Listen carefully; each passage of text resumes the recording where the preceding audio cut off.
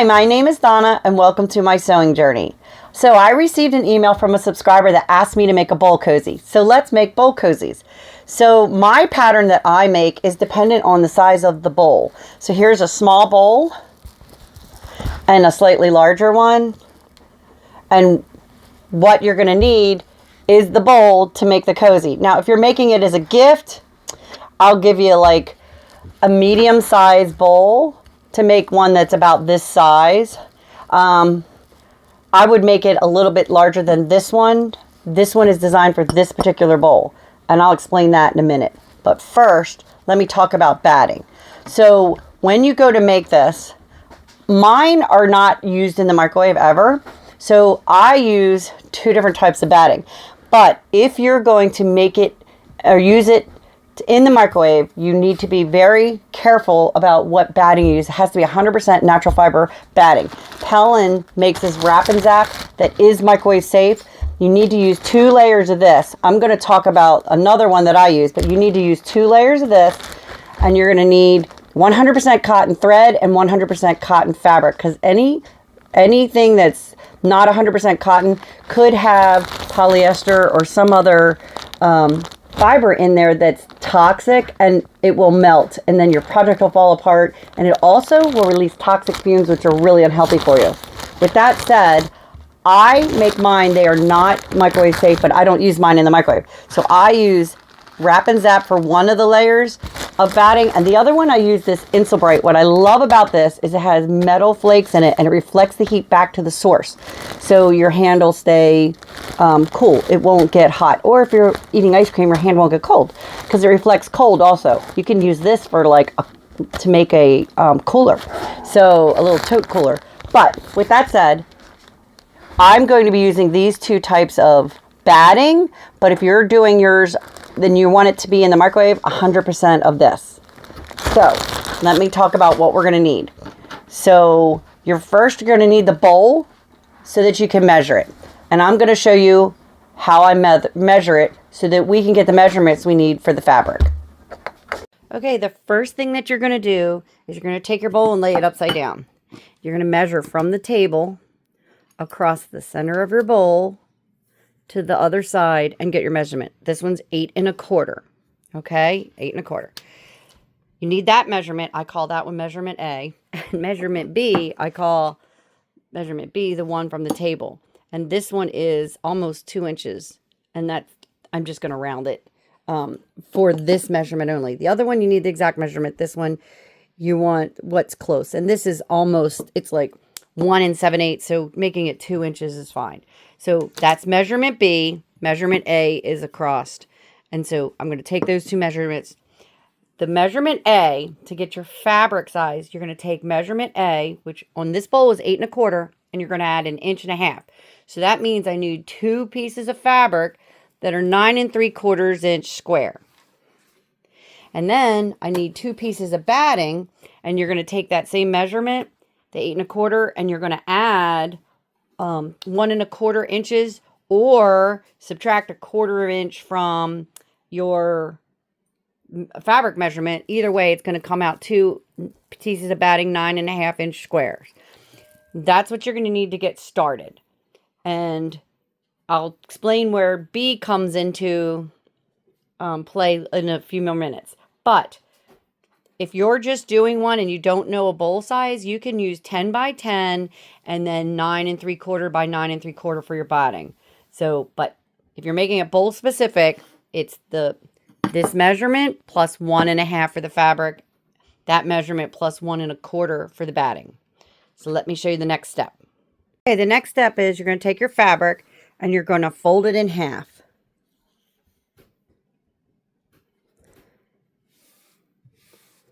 And on the folded edge here, you're going to take measurement B from the raw edge along the fold, that measurement. So remember, it was 2 inches. So I'm going to mark that 2 inches. And then from the folded edge up, you're going to divide that number in half, which will be 1 inch. And you're going to mark that. And you can either use your cutter go from the edge to the edge. You can draw a line, but you're going to be removing that triangle. You're going to do the same thing on the other side. You're going to mark it 2 inches over.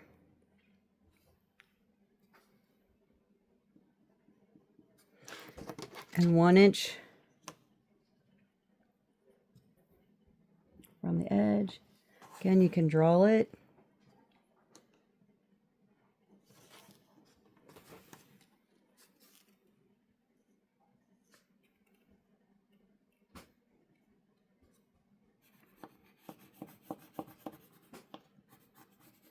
Or just trim it. Then you're going to repeat the process by folding it the other way.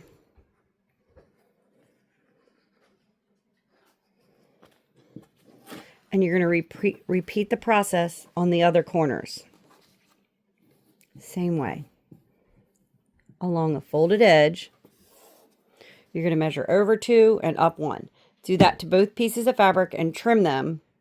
And then you're going to take your batting and do something very similar. Your measurements are going to be slightly off. You're going to take your batting and fold it in half and do the same thing, except you're going to measure 2 1/4 inches. No, 2 1/8 inches. You're going to measure 2 1/8 inches because you want it to be an 1/8 inch difference from this one.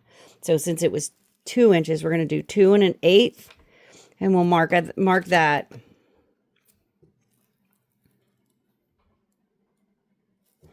Two and 1/8. You just want it slightly larger than the other one, and the inch will be an inch. You're still going to make that an inch. So the length will be just a 1/4 inch longer, but this will still be the same as the fabric. So you'll do this, you'll fold it, you'll trim both corners of this, flip it the other way and trim both corners. You go do yours, I'll do mine, and we'll meet you back here. So your fabric and your batting, after you're done cutting, is going to come out looking something like this. Take your fabric and put the pretty side down. Look how cute this is with the little different colored snowflakes. I thought it's perfect for an ice cream cozy. So you're going to put that down, and you're going to put the batting on, center it on the whole thing. You're going to do that with both of them, both pieces of fabric. And then I'm going to stitch and quilt from here all the way across the straight line from here to here on both sides. If you're not having, you can just do that. I prefer that. But if you want, you can also go the other direction. I just prefer not to do that, because then when my cozy's all done, I like the way it comes out where you don't see a ton of stitches, because you're going to have the seams here. And then, so instead of having a quilted area where you got more quilting in here, you can see that I just have the little X in there, and I like the stitches going all the way up to the corners. So I'm going to quilt mine, both pieces of batting onto the 2 pieces of fabric, just like that, and I'll meet you back here. Okay, I did my cross stitch, and now what you're going to do is, and you want to be really careful when you're doing this, you want to make sure that this is nice and flat, so you don't want to buckle right here. So I take my fingers and press it in there and fold it. Then after you fold it, you want to, like I said, you want to make sure that you don't have the fabric all wrinkled up. But it's really important to have these 2 corners match up. So when you're getting it set, get those 2, and you can use a clip or a pin, but you want to make sure that the fabric is not buckled there. And you're going to stitch a 1/4 inch seam right here. Okay, 1/4 inch seam here. You're going to do that on that side. You're going to do it on all 4 sides. So I did the other half so you can see it. So I stitched all 4, and then I clipped this little corner after I stitched it. I clipped this to up, real close to the seam, and then I pressed it open. And so when you're done, all these corners, it'll end up looking like this. So I'm going to stitch this one to match this one. You stitch yours, and I'll meet you back here. Okay, I just wanted to show you what I meant by clipping those corners. So I sewed all 4. You're going to take your scissors, insert it right here into that seam, and just clip it. And you're going to do all 4 of them the same way. Just make sure you don't clip your seam itself. You just want to be able to open up that seam. Press it open. Okay, now I found the easiest way to press it open is to put it like this. Here, I'll show you. Put it like this. Take my iron. Open up the seam. Finger press it. Just to kind of hold it open, and then take the iron and press it. And so I'm going to do all 4 seams. I'll do mine, you do yours, and I'll show you the next step. I finished both of them, and now what I'm going to do is I'm going to take right sides together. Put one inside the other. And I'm going to match these seams right here. These little corner seams. And I'm going to pin it. You can clip it or pin it, whatever you prefer. I like pins for this project because I can pin the seam open so that when I stitch up to it. And then you're going to make sure that the corners match.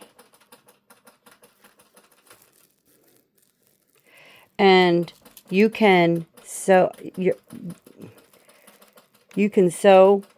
all the way around, leaving a gap. I leave about a 2-inch gap at one of these seams right here. I leave a 2-inch gap. I go probably about that far where I leave it open. And then I press it open like I always do. But if you want to stitch here a curve, like I do on mine, I stitch a little bit of a curve. It's just that when I get to here, I put a little mark on both sides. And when I get to the mark, I just curve it to the other mark. I just turn it. You can draw on your batting. It's just hard to see sometimes. But if you want it to be straight, like you just want a corner that's just a straight up corner, or if you want a curve, that's where you would do your curves on those. But I'm going to match up all of my seams and all my corners, and then I'm going to stitch a 1/4 inch. As always, I don't know if I've been mentioning it, but as always, start and stop with a back stitch. Anyway, I'm going to finish pinning it all the way around, and I'm going to leave an opening here so that I have a place to turn it. And then I'm going to press, after I stitch it, I'm going to press that opening. I'm going to press the seam open so that when I turn it, it makes it easier to close. So I'm going to pin it, stitch it, and I'll meet you back here. Okay, I stitched it all the way around, and I curved mine, and then I trimmed my curves. And I pressed this part open. And now you're just going to turn it. And you can, after you turn it,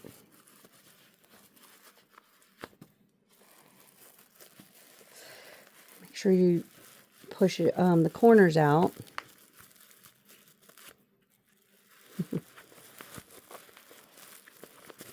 And don't use scissors to push those corners out. Don't damage the project you just did. Okay. So I'm going to push all my corners out.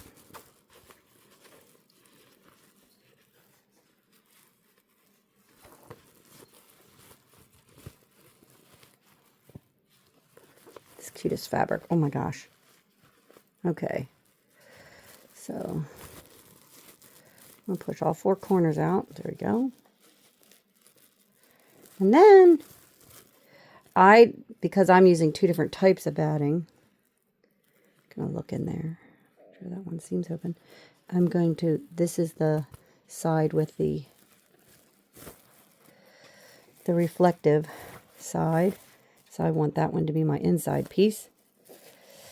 Then the final step is stitching this closed.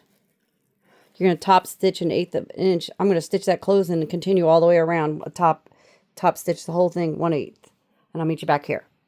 Okay, as you can see, I top stitched it all the way around, and it's all done. And my little bowl fits right into the cozy. Just push it down in there. Isn't that the cutest? And this one is for ice cream. So I love that it's the little different colored snowflakes. And remember, if you don't know the bowl size and you're not sure how big to make it, a good average size for a medium-sized bowl to start with is 10 by 10. And then just make your measurements based off of that with a 2-inch height. So measurement A, make that like 8.5, and make so that your bowl will be, that your fabric will be 10 by 10, and make the height of it 2 inches for measurement B. So you'll be moving in 2 inches and up 1 inch. So if you enjoyed making that with me, subscribe and follow me for more. We have more projects coming. Have a great day sewing.